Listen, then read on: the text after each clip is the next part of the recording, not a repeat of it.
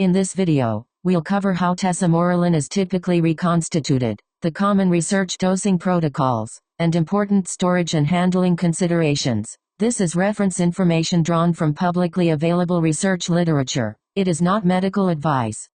TESAMORELIN is typically run in cycles. A common research protocol involves a 12 to 16-week cycle, followed by a 4 to 8-week washout period. Within each cycle, dosing usually occurs 5 days per week, with 2 consecutive rest days to give the body a break.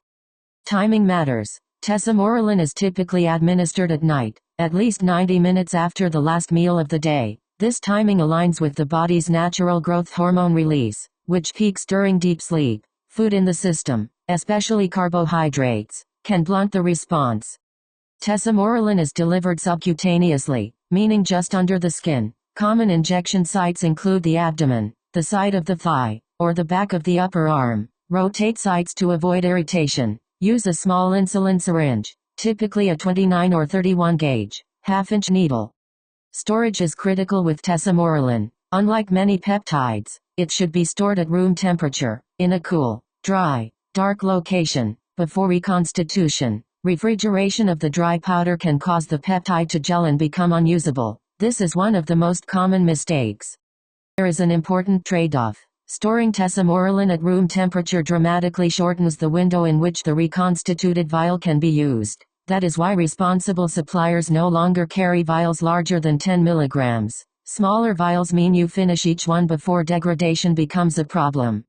Now to reconstitution. For a 10 milligram vial of TESAMORELIN, mix with 2.5 milliliters of bacteriostatic water, which is 250 units on an insulin syringe. Gently swirl. Do not shake. Once mixed, the vial holds a 4 mg per milliliter concentration. From the 10 mg vial, a standard research protocol is 25 units, which equals 1 mg, once per day, 5 days per week. A maximum protocol is 50 units, or 2 mg, once per day, 5 days per week. Always start low and assess response before increasing.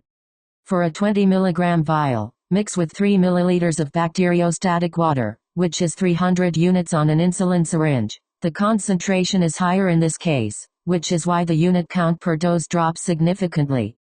From the 20 mg vial, the standard protocol is 15 units, which is 1 mg, once per day, 5 days per week. The maximum protocol is 30 units, or 2 mg, once per day, 5 days per week. Same dose, fewer units, because of the higher concentration.